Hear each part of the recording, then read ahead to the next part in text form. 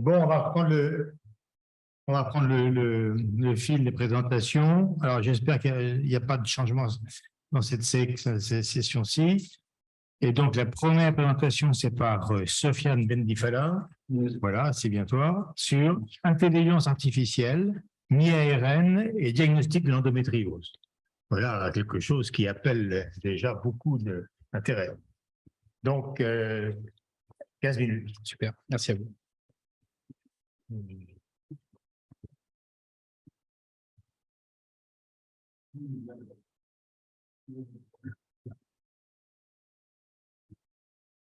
98%.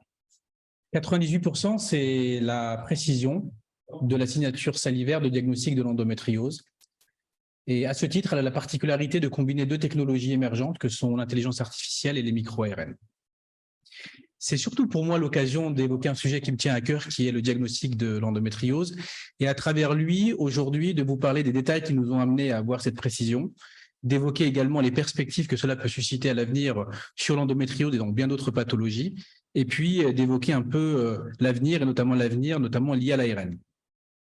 Vous savez très bien que la question du diagnostic de l'endométriose s'intègre dans une stratégie maintenant nationale, présidée par notre président Emmanuel Macron, qui nous a clairement donné la feuille de route, avec une feuille de route claire, proposé et trouvé un diagnostic de l'endométriose chez les patientes qui ont des symptômes. Et ça, c'est vraiment la pierre angulaire de cette stratégie nationale, puisque c'est elle qui va conditionner finalement tout le reste de la prise en charge.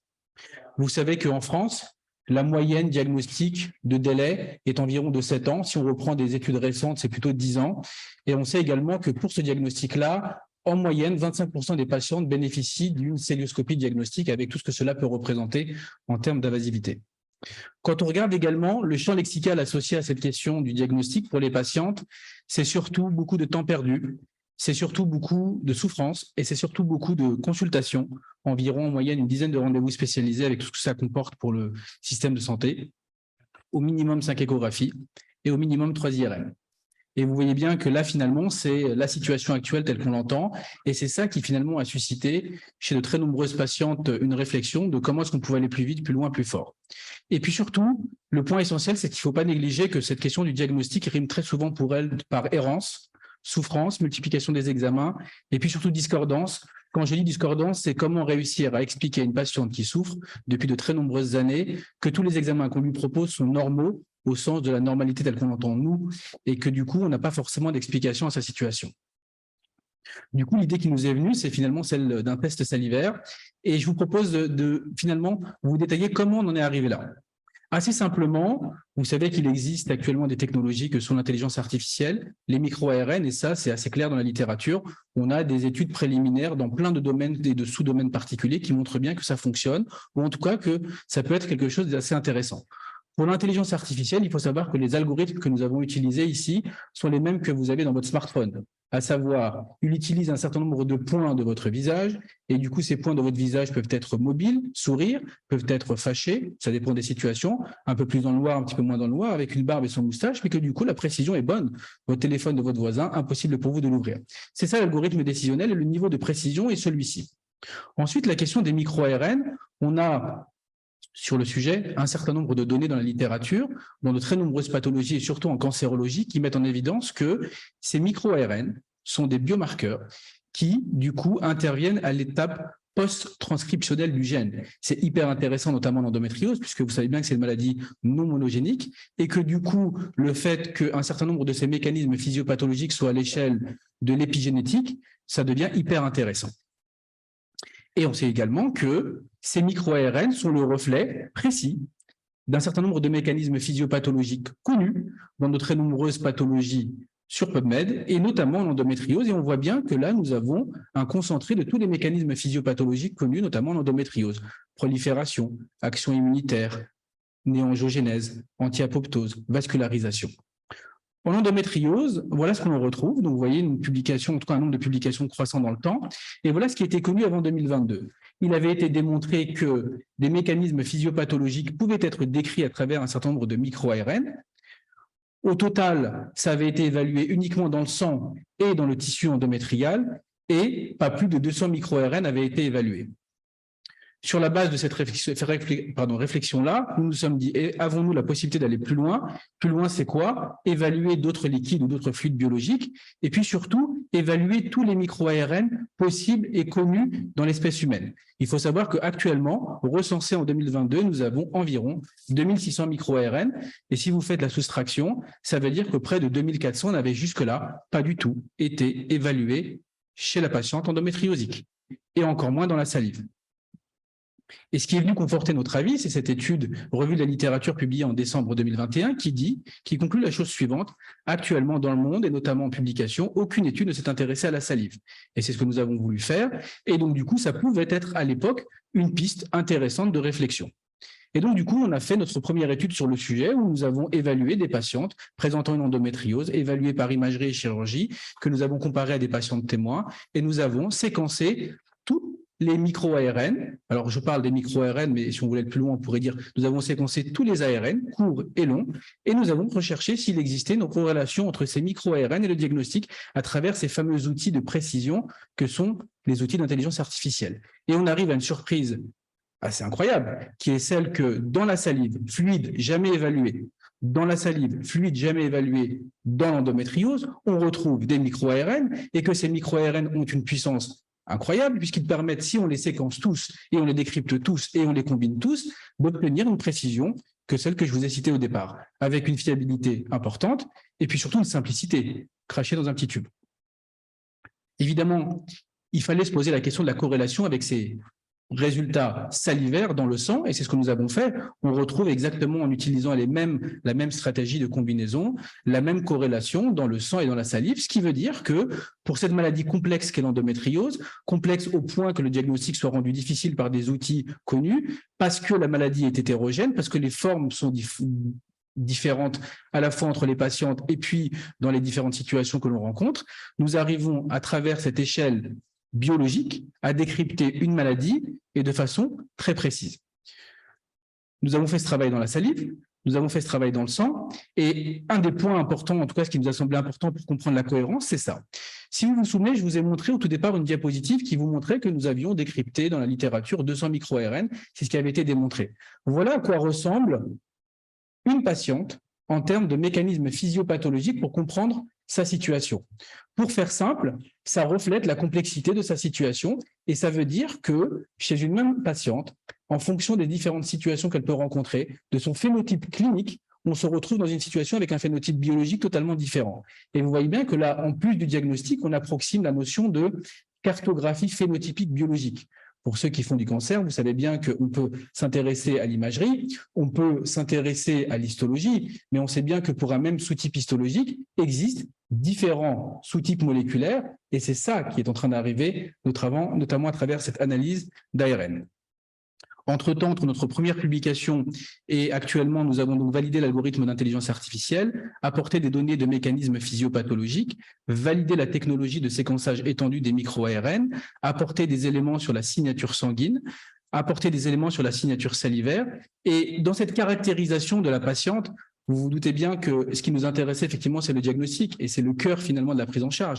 Mais il y a plein d'autres questions qui nous intéressent. Comment la maladie évolue? Comment est-ce qu'elle répond au traitement? Est-ce qu'il existe des phénotypes ou en tout cas des traits d'infertilité? Et sur une de nos dernières publications qui vient d'être acceptée, nous approximons cette question de l'infertilité à travers cet aspect biologique de la chose. Évidemment, ça reste un aspect biologique qui évidemment va venir s'intégrer dans quelque chose de plus global qui est la clinique et tout le bilan. Néanmoins, on peut, chez une patiente endométriosique, prédire ou en tout cas donner des traits de caractéristiques dans le sens de la fertilité. Et ces éléments-là sont assez intéressants puisque du coup, ils ouvrent la porte à un certain nombre de développements que je vais aborder. Et donc, notamment, le point essentiel, c'est de se dire, voilà, on a actuellement une signature salivaire de diagnostic de l'endométriose, combinant deux technologies. A-t-elle un intérêt médico-économique? C'est aussi une publication qui vient d'être acceptée où nous évaluons la place de ce test salivaire. On pourra en rediscuter dans l'algorithme décisionnel de prise en charge des patientes en montrant que son positionnement peut avoir un intérêt sur le plan médico-économique et donc un intérêt en termes de santé publique. Et la question de la pertinence et notamment de la validation. Les résultats que je vous ai présentés, c'est sur une analyse préliminaire, donc une étude qu'on peut considérer comme étant une étude préliminaire, mais qui néanmoins représente la plus grosse étude mondiale sur le sujet. 200 malades avec des prélèvements salivaires dans une même maladie, ça n'a jamais été fait pour l'instant. Néanmoins, comme tout test diagnostique, se pose la question de la validation, et c'est une chose qui est actuellement en cours, puisque nous avons d'ores et déjà soumis l'analyse intérimaire pour publication, et l'étude sur les 1000 malades telle que prévue se termine dans les quelques jours. Il nous reste quelques malades à inclure. Nous aurons les premiers résultats en janvier prochain, j'espère, pour montrer que, et ce sont des éléments que je cite à travers les résultats que nous avons sur l'analyse préliminaire, que la pertinence de validation multicentrique de la signature est la même que l'étude initiale. Ça montre un certain nombre d'éléments de stabilité et de pertinence dans le temps. Du coup, la question qui se pose, c'est génial, vous avez un test diagnostic salivaire, c'est hyper intéressant, il y a de technologies, mais du coup, quels bénéfices? Je dirais que les bénéfices sont multiples, et notamment à la fois pour, je dirais, les patientes en première intention, et c'est ça finalement qui nous anime, évidemment pour les praticiens, parce que du coup, se posera la question de la réflexion en termes de parcours de soins, comment les choses vont évoluer, et surtout en termes de médico-économie, puisque vous savez bien que l'endométriose, et je ne l'ai pas cité jusque-là, représenterait 10% des femmes, que la consultation pour des douleurs, c'est bien plus que 10% des femmes. Et donc, du coup, dans cette question du triage, en tout cas de la définition de ce que sont les patientes pour pouvoir mieux les accompagner, c'est fondamental d'avoir des outils un petit peu plus pertinents. Donc, pour le parcours de soins, ça me semble essentiel. Pour la question de la chirurgie, j'ai évoqué au départ que 25% des patientes bénéficiaient d'une chirurgie à visée diagnostique. C'est important à avoir à l'esprit parce que ces 25%-là sont les reflets de toutes les situations difficiles pour lesquelles notre parcours de soins, nos éléments diagnostiques actuels ne sont pas suffisamment performants pour offrir une information. Et donc l'idée étant à l'avenir de réduire ce nombre de chirurgies pour se concentrer sur l'essentiel, à savoir l'accompagnement des patientes et puis réserver les actes de chirurgie pour les situations nécessaires en cas d'échec des thérapeutiques médicamenteuses hormonales ou autres, ou pour optimiser les chances de fertilité, qui finalement doit rester le cœur du métier. Pour la fertilité, c'est essentiel. On comprend bien que si dorénavant, l'errance de 10 ans n'est plus, et que du coup, vous avez réduit ce temps de délai diagnostique, vous pouvez à la fois avoir une réflexion sur comment optimiser les chances de conception à l'avenir, préserver la fertilité, et puis surtout avoir une approche très générale d'accompagnement des patientes ou des couples dans cette logique. Et en termes de santé publique, on voit bien, et ça, c'est des éléments très clairs, que la consommation de soins par patiente et par an pour notre système de santé, notamment pour cette question des douleurs et de l'accompagnement de l'endométriose, c'est quelque chose d'assez faramineux. Et on peut supposer que la question du diagnostic en son sein, on est en train d'apporter des données sur le sujet, représente une grande part. Si on peut réduire cette part pour le système de santé, on peut tout à fait être satisfait de cette question. Dernière évolution, et ça du coup, ce que je vous présente là, c'est globalement le résultat d'un pari un peu fou de se dire on se concentre sur la salive là où personne ne l'avait fait. Du coup, ce pari se révèle être gagnant. Mais en même temps, il faut avoir à l'esprit que plein d'autres équipes dans le monde s'intéressent à cette question des micro-ARN et de l'intelligence artificielle et apportent des résultats tout à fait solides pour répondre à des questions tout à fait précises. Donc, on est à la fois pionnier dans la question de l'endométriose, mais on voit bien que c'est une dynamique qui est en train de prendre un petit peu partout dans le monde sur cette question des micro-ARN et des diagnostics. Et le dernier élément, ça, c'est un élément qui peut-être peut faire la transition avec la présentation précédente, qui, moi, me tient à cœur parce qu'on voit bien, et à travers la période de Covid, qu'un certain nombre d'innovations ont eu lieu, notamment sur la question des thérapeutiques. Et là, je vous ai mis une diapositive qui permet d'évoquer la question de tous les essais en cours qui utilisent des molécules anti-micro-ARN. Et si vous faites le lien entre ce dont j'ai parlé au départ, on est capable de caractériser un phénotype biologique à travers une séquence de micro-ARN, et on sait qu'il existe des thérapeutiques anti-micro-ARN d'ores et déjà connues, on peut tout à fait faire l'hypothèse, avec un degré d'hypothèse plus ou moins variable selon ce que je peux apporter comme élément, que possiblement, à l'avenir, faire le diagnostic, décrire le phénotype, peut nous amener de façon relativement précise à travailler sur la question du traitement et la fameuse thérapie ciblée pour une maladie qui, pour l'instant, n'a comme thérapie que le traitement anti-hormonal, notamment les traitements anti-hormonaux avec tout ce que cela peut comporter. Donc voilà, en termes de perspective, là où ça va nous mener. En tout cas, on est en train de réfléchir à cette question-là et on y travaille d'ores et déjà. Ça vous donne une forme d'intérêt, notamment sur cette question des micro-ARN et de leur utilisation dans ce domaine. Si je devais conclure cette présentation, je dirais que la précision est d'ores et déjà acquise à travers l'étude multicentrique de validation, avec des résultats intérimaires en cours de publication, l'étude définitive qui va être finalisée dans les quelques semaines. L'élément de fiabilité, je voulais apporter à travers un certain nombre d'éléments de discussion, mais on peut tout à fait évoquer la stabilité de la salive, c'est hyper intéressant à avoir à l'esprit pour tous ceux qui veulent développer des choses sur ce sujet. la simplicité. Il n'y a pas plus simple que d'avoir un tube, cracher dedans, le fermer, le secouer, l'envoyer à votre laboratoire. Et en fait, à travers ce type d'analyse-là, vous donnez un résultat en 10 jours, là où avant, on avait besoin de 10 ans. Voilà ce qu'on appelle la simplicité. Et puis clairement, le caractère non invasif, qui est un caractère qui est important pour cette maladie, dont vous savez très bien que les examens cliniques, les examens complémentaires, parfois d'autres examens peuvent être impactants sur la qualité de vie des patientes et qui finalement, à travers un simple test salivaire, peut répondre à ce caractère non invasif et qui laisse des perspectives dans plein d'autres domaines dans cette question du diagnostic, en tout cas de l'approche diagnostique de façon précise. Merci pour votre attention.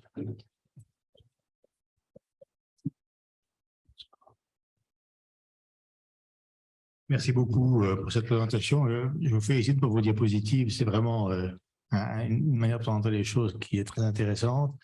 Voilà un joli sujet. Est-ce que vous avez des questions? Oui.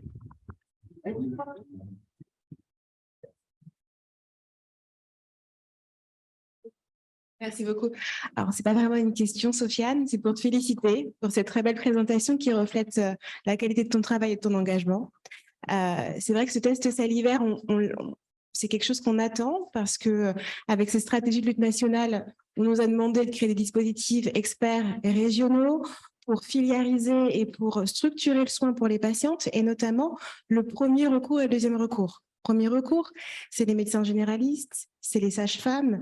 Et bien sûr, on doit continuer l'éducation et la formation de ces praticiens, mais cet outil qui est simple va drastiquement changer les choses et en fait aider à la fois à améliorer la santé de la femme et à la fois à aider les médecins à mieux prendre en charge ces patients, les médecins qui les rencontrent pour la première fois. Donc, un grand merci. Merci à toi. Merci beaucoup.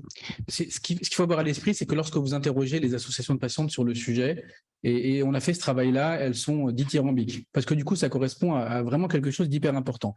Et du côté des praticiens, tous ceux qui ont dans leur patientèle des patientes avec des endométrioses sont confrontés forcément à la discordance. Comment je vais expliquer à ma patiente qui souffre que l'IRM est normal, que l'échographie est normale et que je ne peux rien pour elle. Et le dernier, alors ça, c'est vraiment quelque chose qui nous prend tous au cœur. Et le dernier élément, c'est la question de la structuration et de la filiarisation. Bien sûr que si dorénavant, on est capable de répondre de façon simple à la masse de patientes avec des symptômes pour les orienter de façon beaucoup plus claire sur la suite, c'est évidemment quelque chose qui peut être hyper intéressant pour nous tous. Moi, je suis moins optimiste. Enfin, d'abord, bravo pour votre communication. Merci. Je suis moins optimiste que vous parce que, bon, moi, je ne suis pas gynécologue, hein, mais j'ai pu comprendre qu'il y avait beaucoup de femmes qui avaient des algies pelviennes, etc. Bien sûr. que c'était quand même un problème en consultation qui n'était pas simple à gérer. Bien sûr. Et donc, comment ça va se passer pour les femmes donc, qui ont, vous venez d'en parler d'ailleurs, aucune lésion visible à l'imagerie, un test salivaire positif?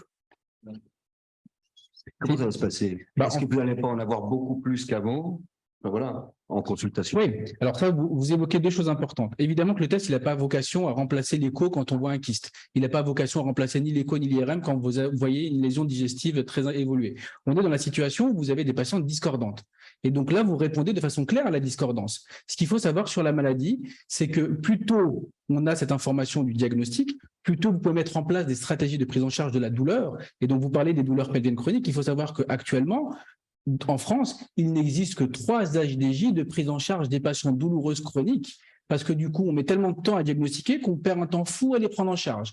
Et la question de la sensibilisation centrale de la douleur de l'endométriose chronique, elle est uniquement liée à ce délai de diagnostic qui est, en fait, si on le réduit, on accompagne les gens et on a des outils pour les accompagner puisqu'il y a vraiment matière à travailler là-dessus. Et si je me permets d'ajouter quelque chose, vous soulignez un point qui est assez important, c'est que toutes les douleurs ne sont pas de l'endométriose et que du coup, en tant que praticien et que gynécologue, on doit être informé de cela, sensibilisé, formé et surtout accompagné d'amis d'autres spécialités pour prendre en charge au mieux ces patientes qui ont d'autres pathologies qui sont moins connues ou parfois qui n'ont pas d'étiologie connue, mais qu'il faut traiter la douleur maladie. Un test positif? Non. Sans maladie évolutive. Alors ça, c'est deux aspects différents des choses. C'est-à-dire que le test, si on prend sa pertinence diagnostique, il vous fait la part des choses entre j'ai une endo, j'ai pas d'endo. Si vous n'avez pas d'endo, vous n'avez pas d'endo, mais vous avez mal, donc on vous accompagne, on va chercher les autres diagnostics. Ouais, alors voilà, moi c'est ma question, quelle est la réaction des douleurs et puis le test est négatif. Donc madame… mais alors, je dirais que… Alors du coup, quelle est la réaction des patientes à qui on fait une chirurgie pour dire… Non, la réaction de malades qui se plaignent, qui ont l'impression qu'on les écoute pas, qu'on n'arrive pas. Et Et c'est pas ça.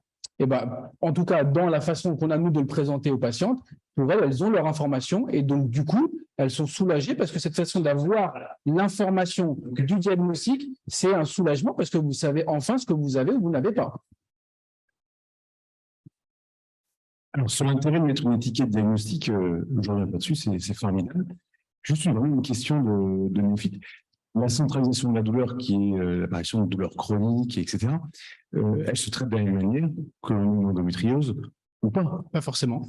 Ah non. C'est juste Non, ma non, question. pas forcément. Et dans une petite question, ça je ne vous recoupe plus, a-t-on les moyens en France de gérer ces douleurs chroniques? Est-ce que ça ne pose pas une deuxième question, qui est justement juste la question de la prise en charge de la douleur, des douleurs chroniques de la femme et de l'homme aussi? Et je rebondirai à votre question en disant qu'actuellement, à ma connaissance, en France, je connais que 2 équipes ou 3 équipes capables de gérer cette fameuse douleur chronique chez la patiente. Donc, on est très loin, mais parce que pendant très, très longtemps, elle avait été négligée et parce que du coup, on a besoin d'aller beaucoup plus loin sur le sujet. Donc, est-ce qu'on a les moyens? Je pense qu'on a le moyen d'expliquer aux gens qu'il faut aller beaucoup plus loin. La différence de prise en charge de douleur. Et la différence de prise en charge. Oui, j'entends, parce que du coup, en fait, vous éliminez l'endométriose, donc après, il faut aller chercher toutes les autres causes de douleur. Les symptômes sont tellement florides parfois, vous pouvez avoir des vestibulodynies, vous pouvez avoir des douleurs qui sont… Quelqu'un qui a une endométriose? Non. Mais chez quelqu'un qui a une endométriose. Très vite, parce que le temps passe. Si vous êtes chez quelqu'un qui a une endométriose, vous la prenez en charge comme l'endométriose, donc se pose la question de la hiérarchisation des traitements, tel qu'on l'entend à travers les ROCO, etc., etc. Nous pouvons aller de rien à un accompagnement, soins de support. On n'aurait pas été essayé de toute façon. Alors, la stratégie jusque-là, puisqu'on n'avait pas de diagnostic, l'essayer à l'aveugle, puisque vous savez que dans l'algorithme décisionnel, on traitait les patientes sans avoir de diagnostic en faisant le test d'épreuve aux hormones. Ben, le problème, c'est que ce traitement d'épreuve, c'est fait à l'aveugle. C'est comme si demain, vous me disiez, on a une infection, on met toujours l'amoxicilline et on voit ce que ça donne à la fin, qui est traité, pas traité. C'est ce qu'on faisait en réalité. Hein. Voilà, donc, parce on était un peu, on naviguait à vue. Maintenant, on naviguera plus à vue, on aura un diagnostic et donc, du coup, on aura une prise en charge spécifique qu'il faudra forcément améliorer. Hein. Mais c'est une étape à envisager. Vous voulez rajouter 3 mots? 3 mots. 3 mots, c'est-à-dire qu'en fait, on peut avoir de l'endo, on peut avoir des douleurs chroniques avec endométriose, on peut avoir des douleurs chroniques sans endométriose, douleurs pelviennes chroniques avec ou sans endométriose, un accompagnement qui est clair et qui doit être en fait multidisciplinaire. Et par contre, le test permet de répondre pour savoir si c'est de l'endométriose ou pas, et ça reste un élément clé. Même s'il y a de l'endométriose, il faut quand même prendre en charge de manière adaptée ces patientes endométriosiques et douleurs pelviennes chroniques avec tous les phénomènes de sensibilisation périphérique et centrale et tout ça. Et vous avez évoqué un dernier point, le dernier mot, vous avez parlé d'évolution. Vous avez cité ce mot-là tout à l'heure, me semble-t-il. Parce que du coup, on peut se faire aussi l'hypothèse que dorénavant, on pourra peut-être répondre à la question du traitement à travers des… Voilà. Et l'étude 1000, en tout cas, de validation, a été designée pour répondre en partie à cette question de l'évolution, notamment après chirurgie. Merci beaucoup. Merci Très à beau vous. travail. Merci.